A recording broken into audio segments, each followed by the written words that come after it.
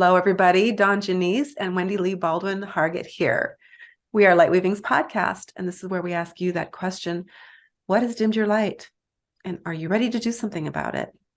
We talk about subjects that are sometimes hard, they're sometimes uncomfortable, but this is where the breakthroughs and the magic happens. And we have some interesting topics to talk about today that have come up just for a minute in our conversation just a moment ago.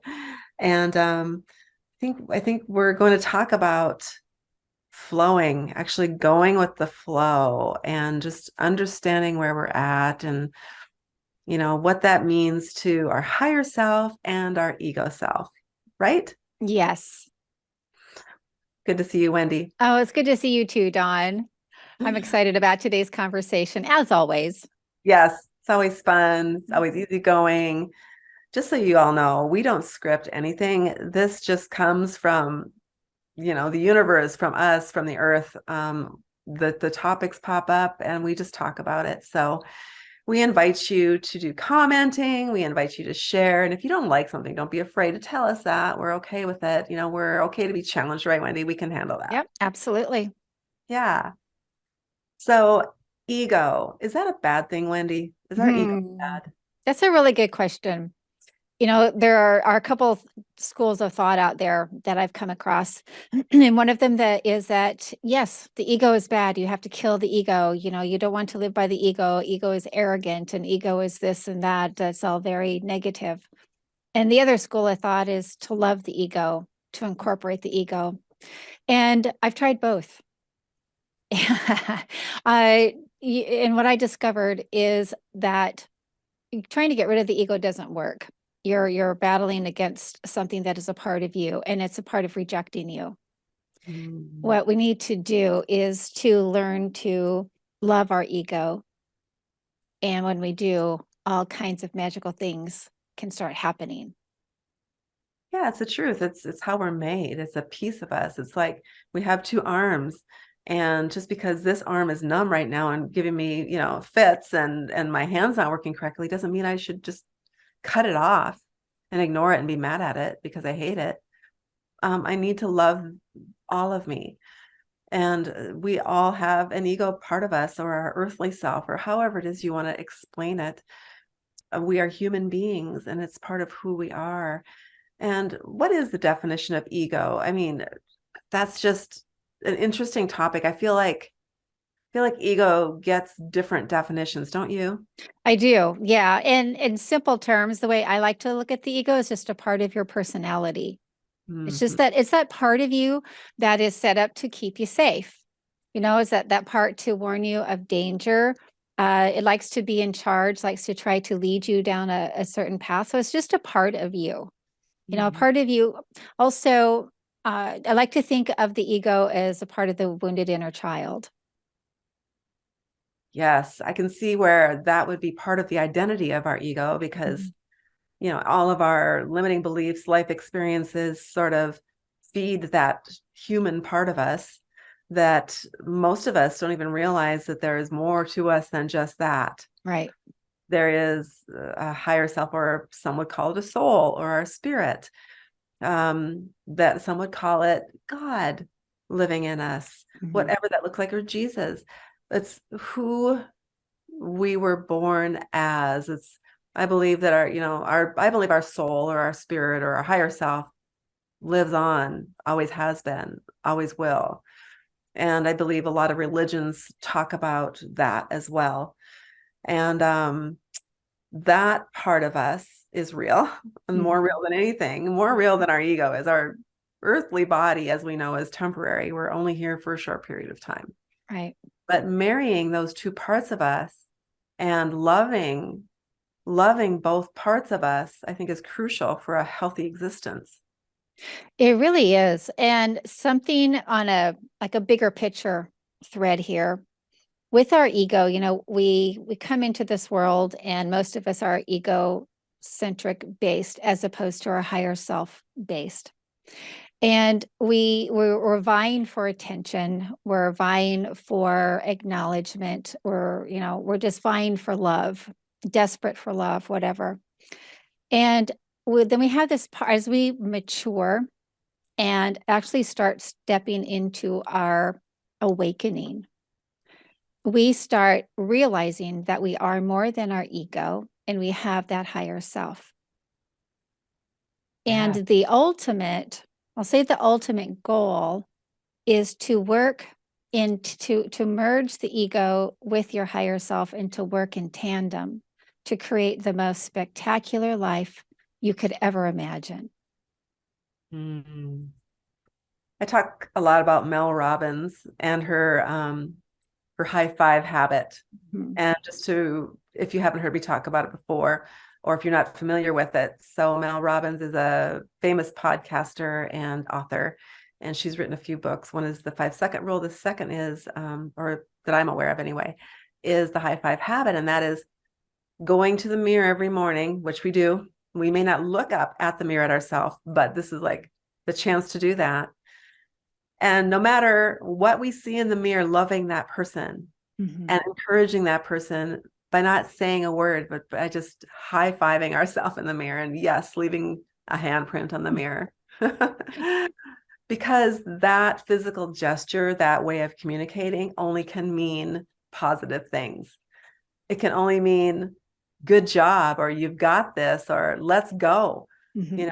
or way to go. That's usually what a high five means. And I remember when that became a thing. Do you remember that, I Wendy? do. Yep, I When do. high five became, yeah, I think Yes. it was like in college when that became a thing. And I think athletes used it and, different cultures used it and we adopted it. But it's such a positive way to communicate with another human. And Mhm. we are looking at our earthly self in the mirror, Mhm. ourself. We have to love ourselves and get centered in who we are and know that person and appreciate that person and encourage that person in order to really be emotionally and mentally healthy in this world. Mhm. Yeah. And the way that we go about doing that is loving and embracing the ego. Excuse me. And Yes. incorporating it with the higher self. Yeah.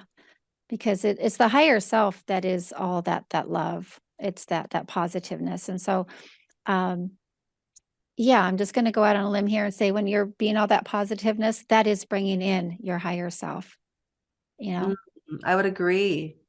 That's that unconditional love Yeah. that can come from Yeah. that part of us, that higher self, Yeah. that God in us. Yeah. Yes. Because it's easy. And it's typical. It was for me to look in the mirror and start criticizing that person in the mirror, what she looked like that morning, what her hair looked like, what she Mhm. needed to do to fix herself. It's, whatever.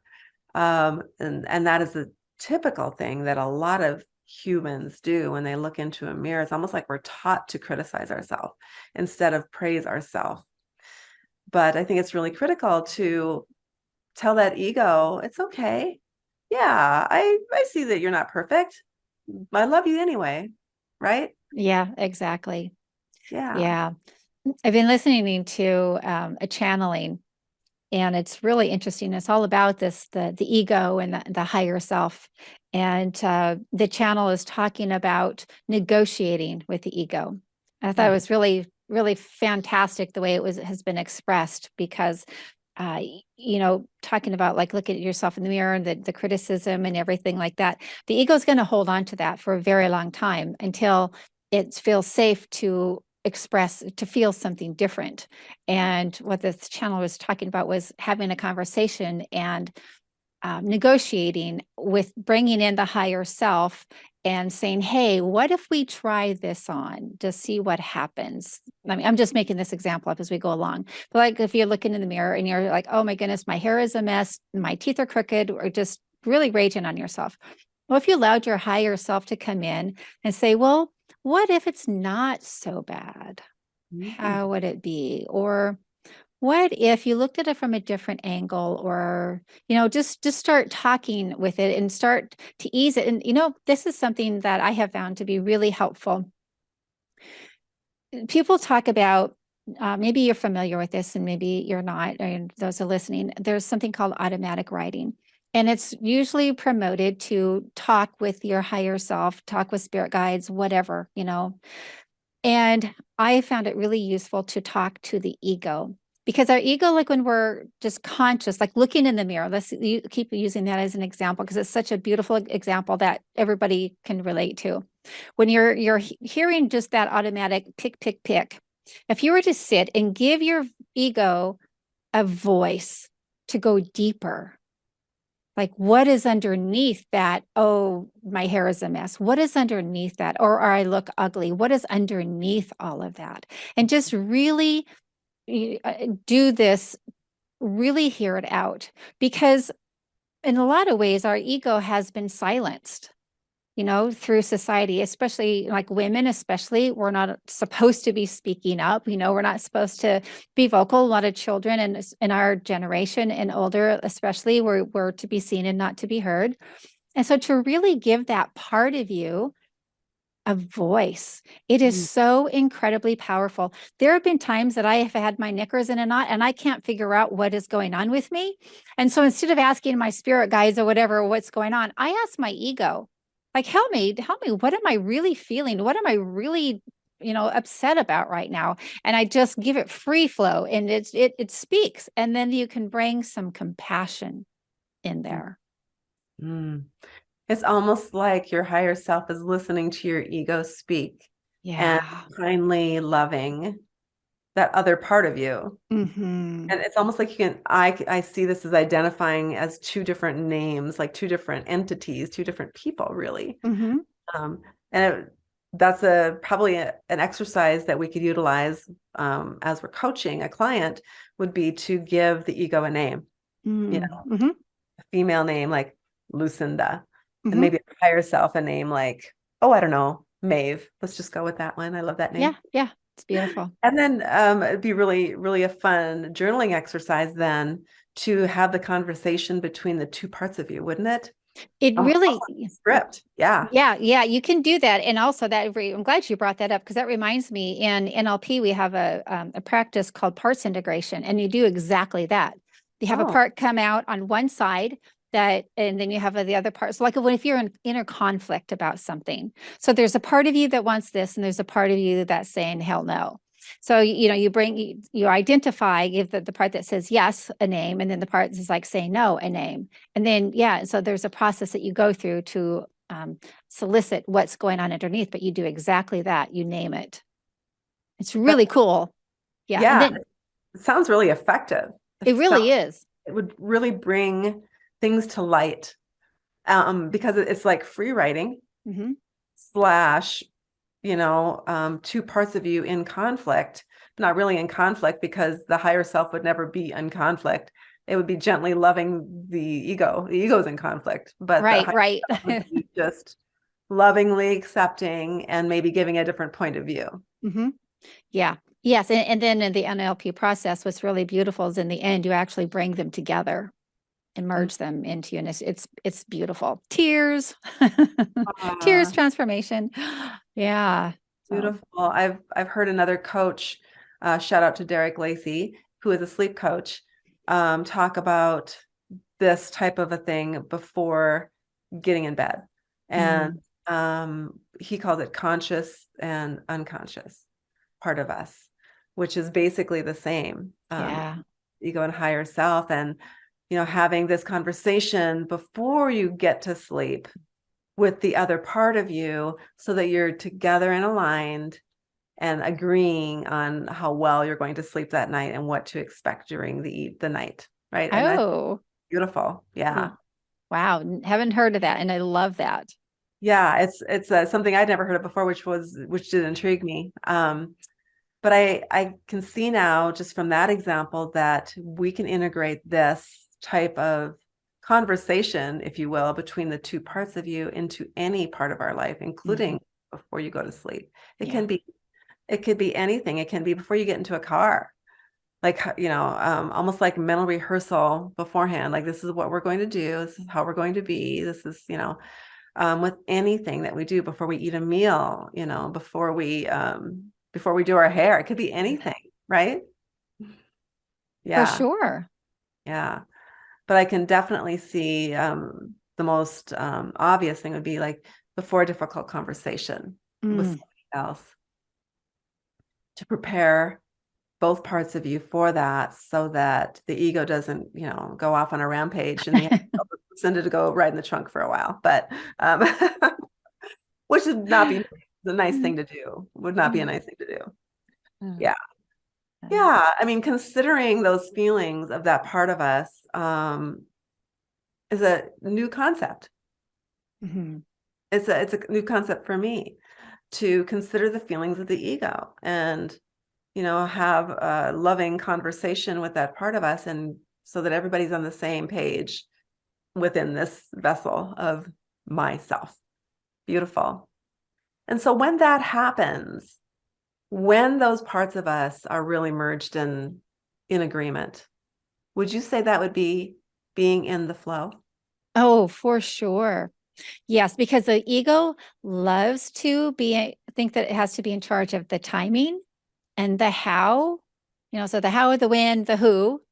So yes, when the ego is willing to merge with the higher self and step back and let the higher self that has an aerial view of everything, where the ego has like through our eyes, you can think of our higher self as having the aerial view, we absolutely go into flow. And I had that experience twice in this last week, actually, and it was just pure magical.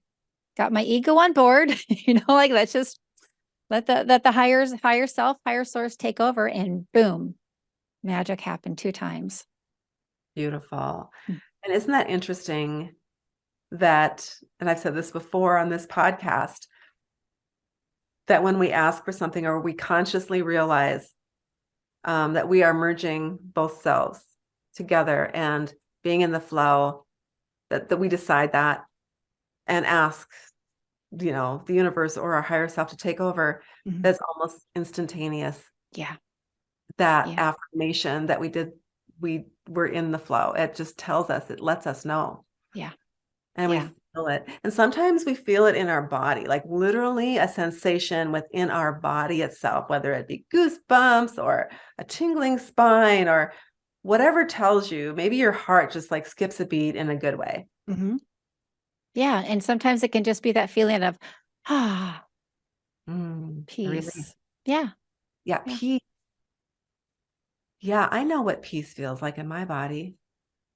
And it's interesting. Maybe that's a great sort of exercise to go through as well, is like, how do I want to feel? Mm.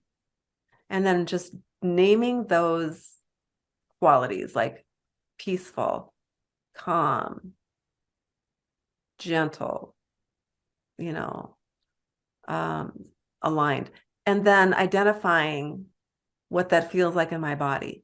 Hmm. And it takes some work to kind of think about that or to experience that. Yeah. And maybe we don't know what it feels like in our body yet until all of a sudden we are aware that I'm feeling aligned. And what is that? And I notice then what my body feels like. And then I journal about it. That awareness is really important.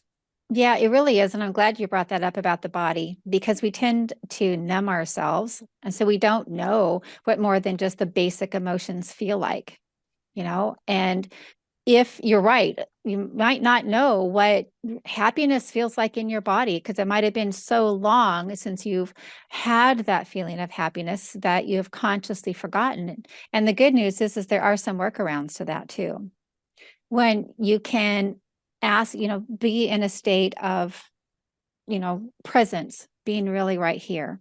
That's the only way you're going to really feel, is to be fully present in the here and now anyway. And just to ask yourself, was there, like, take me back to a time when I did have this, and just allow yourself to go back there. And if you feel like you've never, ever, ever experienced that, there's still hope. Because what you can do is you can ask, if I were to know what this felt like, what would it feel like? And then here's the thing, you have to give yourself permission to actually feel it. And your ego has to be on board to allow you to feel it. And so you can talk to your ego, hey, let's just experiment with it and see what it would feel like. And even if it's just for a moment, that moment is something that you will always be able to draw back on. Now you have a footprint. Yeah, Exactly. That totally makes sense to me. Yeah. And we hope it makes sense to all of you out there listening. Because Wendy and I can just get into these conversations, just like read each other's minds and go, well, hopefully you're understanding what we're trying to get across as well. And I'm sure you are, otherwise you wouldn't be listening. So Yes. And the great thing is if what we talk about doesn't totally sink in right now, that's okay. Because it will when you're ready to hear it. And there's also replay. If you don't totally catch something, you can listen to it again. And when you are ready to really download and receive what we're talking about, it's going to make complete sense. So it's all good. it is good. So we're talking about the flow right here. And there's lots of ways of thinking about flow, which means really that you're in, or I am in alignment with my higher self. And we can look at it as like life purpose or um, maybe self-actualization, but just knowing yourself, being comfortable with it, and flowing down this river to, unconditional love. That's where the river flows into, and that's where the big ocean is where unconditional love is. If we're not flowing, then we're fighting. Mm-hmm. And we're fighting this beautiful soft current of being in the flow, is what we're naming it today, or in alignment. Mm-hmm. And that's where we get in trouble when our ego says, nope, I'm rowing and I want to go this way because this has been my experience in life. Right. And I just know because I've experienced this before that the same exact thing is going to happen again. And there's a boulder up there and we're heading right towards it. Where then the higher self says, oh no, the current's going to take us right around that boulder. We just have to relax. Otherwise, we're going to upset the boat. Mm-hmm. And the ego says, nope, I'm going to row back here. I don't know if that visual is resonating with anybody out there or not, but that's when life gets hard, when we think we are in control of everything, other people, God, whatever, the universe. We think we are the person that has to be responsible for everything and everyone. And we are, by God, going to make sure that we're going to go this direction right now. Yeah, that's the ego. And who caused you to bump into the boulder, right? It's the ego. Yeah, exactly. Yes. Because the ego didn't see that boulder that was under the water that we just went by that she'd never seen before. Yeah. Well, yeah, because she's too busy trying to steer the boat instead of letting the current take her on the most least path of least resistance. Path of least resistance. That's where the flow is. Yes. Now, that doesn't mean that we aren't supposed to do work. That doesn't mean that we aren't supposed to put in effort and know what we're supposed to do. No, that works together. We are human and we do have things to do as well as be in this world. So, but it's a learning curve. To know what to take with us and what not to. Yeah, that's very well said. Yeah, what to take with us and what not to. I love that. And it is every day is a new opportunity to learn and to experiment. Life is a great big experiment. Some people refer to life as a game. I've heard the expression, life is a game, you play it or it plays you. So, I know as a woman that was single for 20 years, I don't want to be played. So, right. yeah. Yeah. Well, life can be a game. That's for sure. We can look at it in different ways. Yeah, we can. Be a game. Yeah. Yeah. So this is good. This is really good stuff. So what happens when we do get into that alignment and go with the flow? What types of things happen in our life? All kinds of great things can happen. For one thing, the ego accepts that you are safe or it is safe. It's not going to die because that's one of the ego's biggest fears is that it's going to die. Because if it dies, you die. And when it realizes that you're all safe with all these wonderful things happening, more and more great things happen. You just get to start living your life from an elevated state. I've talked about my business tagline is elevated living in a new era. That's what you get to do. You get to live life elevated. And instead of like you talking about fighting, who wants to keep fighting? We've all fought long enough. That's truth. It's time to put down the swords, Mm. put down whatever it is, your boxing gloves, whatever it is that you're fighting with, and realize we don't have to fight anymore. We do get to go in that peace. Everybody's looking for peace. Everybody's looking for love. Everybody's looking for connection, and remembering, stepping back into their power. You want to talk about being powerful? Integrate, love your ego, and integrate it with your higher self. And that's where your power is. And it's us. Yeah, that's a starting point. That's a Yeah. start. You bet. Yeah. And it's not an egoic power, because the word power can have so many connotations to it, So there's like the peaceful warrior kind of power. Look at Mother Teresa. She was a powerful woman, Yes. and she was living from the higher self, from her goddess self. That's the kind of power that I'm talking about. I mean, she changed lives, she's a well-known figure for forever. That's the kind of power that I'm talking about, that sweet, that God-centered power. Mm. When I think of power, though, I also think of the fact that there is strength in numbers. Mhm.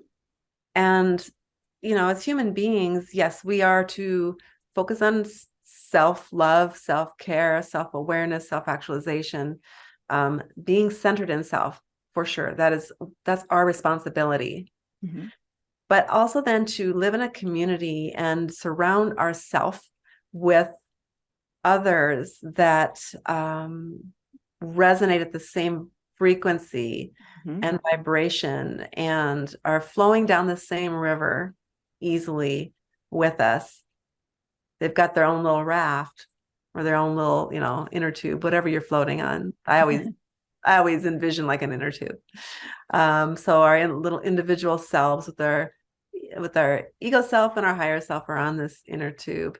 And then there's other inner tubes with others that are responsible for themselves on that inner tube, right? Yep. There's nobody on my inner tube with me. That's my responsibility. And nobody's there to save me. In fact, they'll probably topple over if they think they're responsible for me. Mm. This is just coming to me as I'm cracking myself up. Mm. But but isn't it nice to know we have company? Yes. Isn't it nice to know that I can pick up the phone and call my friend Wendy, who's floating down that same river Mhm. with me, resonating at the same frequency, even though she might have some turbulence over here. Maybe her ego is like trying to row. Maybe my ego is rowing. She's like, no, Dawn, let that go. It's just nice to know. It's more than nice to know. It's safer. It's better. It's stronger. We are stronger together. Yes. Instead of fighting each other and having, like you said, that sword maybe on your inner tube with you. Oh, that can pop some inner tubes. um, Instead of that, just knowing that we're not going to bump into each other. Nobody's going to knock each other off that inner tube because we're peaceful. We're kind. We're just caring for each other as we care for ourselves. We're not Mhm. responsible for the other person, but we do care. Wouldn't it be nice if we had a world that was in the flow that way? Yeah. It'd be amazing. Yes. Yeah. And then doors really start to open. That's called a movement. Mhm. When like-minded people that are on the same frequency and have the same way of seeing success, quote unquote, success in life or achievements, um, gather together for a common good and create good things. And I'd like to see more of that in this world, especially right now. And there's so many ways to be divided. Yeah. Yeah, absolutely. And that's beautifully said. And I feel like what we're doing here is we are a part of that movement. Letting people, first of all, know that they have a choice to go in the flow, because a lot of people don't even know that they have that opportunity. Mhm. I remember the days when I didn't know, but then it's like, once there's no going back. And so for those of you out there that this is a new concept for you, you've never heard this type of thought before about being in the flow or being in alignment, or they may be asking, Wendy, they may be asking themselves or us right now going, what does that mean? I mean, how do I get there? How do I know when I'm not in the flow? How do I know when I am in the flow? And what would you say? What's the first thing that comes to mind when you know you're in the flow? When I know I'm in the flow, I'm happy and peaceful. That's the very first thing. And then the next thing is life is just falling into place. Mm-hmm. Yeah, we hear that things come in threes, it's Yeah. either good or not so good. So not so good probably means you're not in the flow. You're not in alignment. I like to see those as messages. I like to listen. I like to pay attention to things, to uncomfortable things. And uncomfortable is not the word, but things that I know um, are not good for humanity, are not good for me, that I know are dangerous. Those are signs that maybe I'm not living my life in a flow state. Mm-hmm. On the other hand, like you said, when good things just start happening, all of a sudden, let's use money for an example. All of a sudden, just enough money appears in the mail that I needed to pay this bill that I was, worried about. Mm-hmm. And that's feels like a reward, but it's also just a sign that, the universe, God is paying attention to how hard or not hard. Hard's not the right word, but that you are doing what you can, which is what I mean by doing the work. You are doing the right thing, Mm-hmm. not sticking, or I'm not sticking my head in the sand and not even looking at it because I'm afraid of it. Mm-hmm. Instead, I'm addressing the situation. I'm calmly doing the things that I know to do to create income and not spending the money that I normally would spend just on frivolous things, but instead holding back, understanding that I owe this money and I intend to pay it. And intention is a big part of this. What is my intention? Right. Is my intention to be rebellious and go, I'm not giving that person my money because their service sucked, or whatever? Or is my intention to do the right thing and they did the work, and even though it wasn't what my expectation was, they did do the work and they've earned it. Mm-hmm. So I think intention is a big part of getting ourselves in the flow. It definitely is. It's speaking of intention, just reminds me one of the things that I learned when I've taken years of holistic healing, all kinds of different modalities, and every single instructor says that intention is like 90% of the work. You set the intention, then the rest of it is just allowing it to happen. And it's like that, not just with that, but with everything. Yeah, you set the intention and you allow it. So, yeah, I love that. So maybe a journaling exercise to do around that would be a way to get ourselves back into alignment. Mm-hmm. Just looking at that word, what is my intention? Yeah. Around whatever the subject is. Yeah. And just sort of free write about that. Mm-hmm. What do I intend? What feeling am I trying to create? Which is always a good place to start, and then work that backwards. In order to, then what do I have to, like, in order to be that, what do I need to do? Mm-hmm. Yeah. And speaking of journaling, I just happen to have a copy of your book right here. Oh, there it is. Yeah. So, I mean, people want a beautiful covered journal. Yeah, no, I think it's a very good idea to journal about your intentions. So many of us are taught from the business model to think about our goals or our outcomes. And intention it's kind of like a softer word, how it comes across to me, because a goal is like, okay, I want to go there. These are my steps, A, B, C, 3, all the way through Z. That's how I'm going to get there. But an intention is like, well, I would like that, but it feels like it's a little bit more fluid. So like you have an intention of an outcome, but it just feels like you're more open to how you're going to get there. I think you're absolutely right, right on the money with that. And fluid in the flow seems to go together pretty well, doesn't it? Yeah, it does. So I'm hearing instead of setting goals, set intentions. I love, yeah, I think that's beautiful. Intentions, and like what you mentioned before, to bring this into it is how you want to feel and to feel that in your body. And so, like, yeah, how will you know that you have that in when you have that feeling in your body? Because it all goes together. It does, yeah. So, and I also am I'm kind of feeling this come up.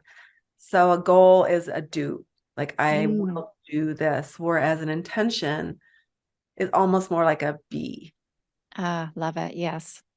which is a higher level. Yeah. And like I was talking about earlier, it's like, well, how do I want to feel about this? What emotions do I want to experience? How do I want to feel when I am, well, and that is a way of being. hmm Whereas a goal is like a task, like the do. Right. Um, and I think they can work together. I think, hmm doing and being do work together. It's like a layering effect where being is on top of doing, but it is supported by that. So yeah, we are humans and we do have to um we get to do things to reach our goals and then set our intentions along the way of who we will be being. There Yeah. we go. I just said it all in one Yeah. sentence. Well said. Yeah. I think some of the challenge when we set a goal is if we don't hit our goal exactly how we think we're going to or should, there can be so much disappointment. That And should. Yeah. yeah, yeah, we've talked about should before. But if we set an intention, you know, maybe it's like, okay, well, maybe that didn't work out the way I thought, but it worked out the way it was supposed to. I don't know. It just seems like it's just, yeah, just softer, just less punishing if you don't get what you want, or if that makes any sense. It does. And this is where the ego and the higher self come in because um, when we set a goal that's very concrete, like this will happen at this time, that's very ego driven. Mm-hmm. But like you said, maybe it's not exactly what we planned, but it's still good. Mm-hmm. Well, that is thinking like your higher self, like, okay, the universe had a different plan for this intention for me, Mm-hmm. or God had a different plan for this intention for me than my ego thought it would look like. It Yeah. doesn't always look like we plan, but we get to accept it and understand that it will work out. It always does. Yes, it does. I say it works out one way or the other. And this has been a huge lesson for me, especially in the last 6 years, where basically nothing that I had planned, my goals have come to fruition. And it's when I let go of how thinking I needed to be in charge of the outcome and just started setting that intention, like we were just talking about how I want to feel. It's just so much smoother, happier, and we just don't get as attached to the outcome because that hurts to be attached to the outcome. Attached to the outcome. Oh, Yeah. Yeah. And, just looking back over the last few years, I didn't get what I thought that I wanted, but I got what I needed. boom, mic drop. Yeah. There it is.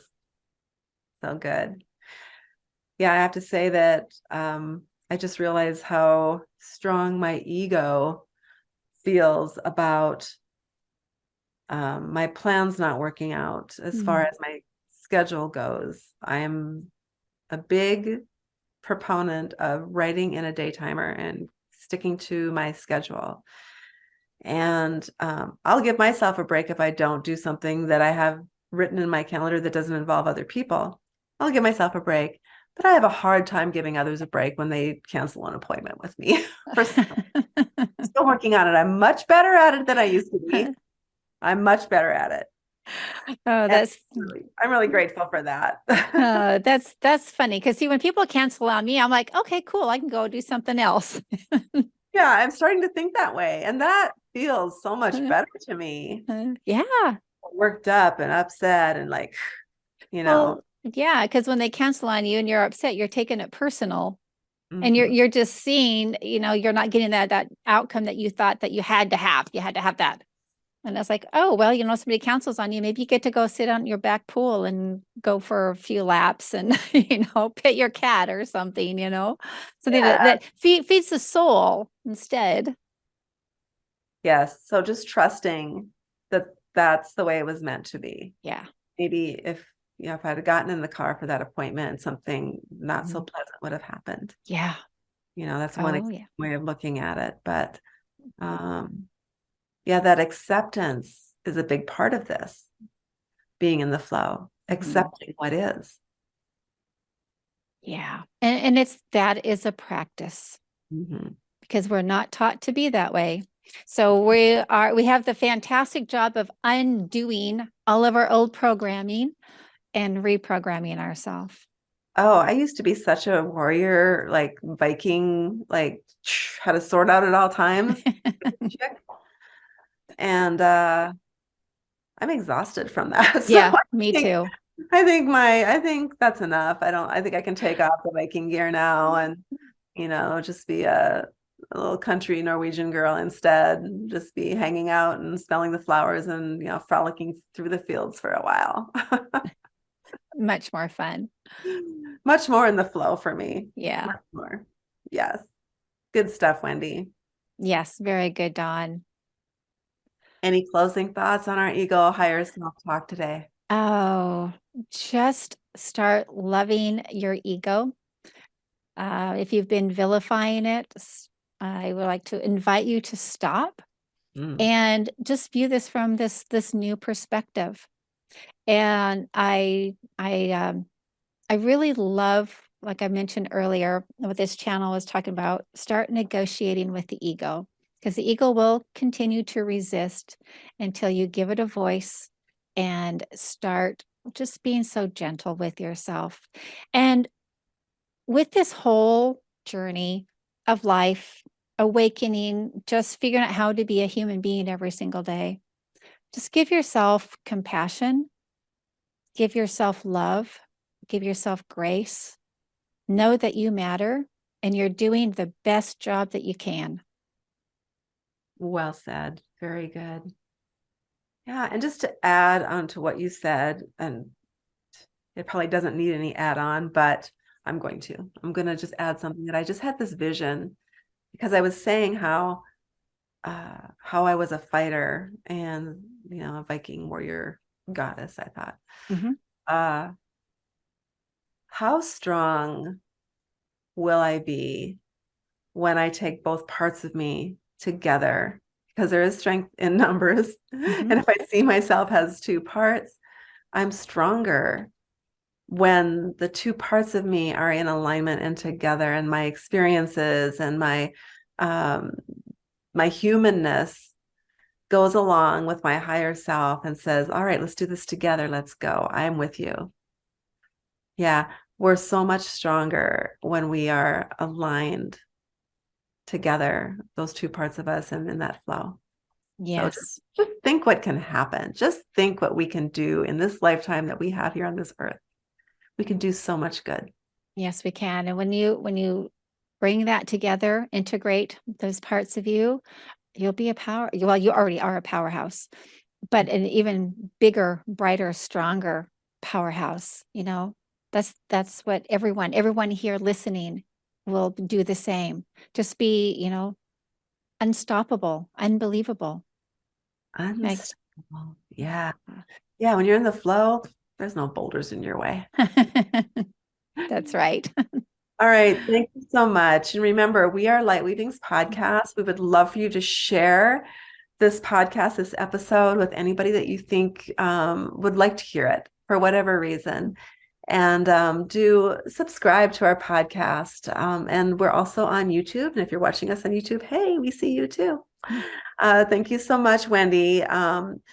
this is where we answer that question. What has dimmed your light? And are you ready to do something about it? So now we know that being in the flow is doing something about it. Yes, it is. Thank you, Dawn. It's been another wonderful conversations with you. And thank you, everybody listening. All right. See you Take later. care. Thanks. Bye. Bye-bye.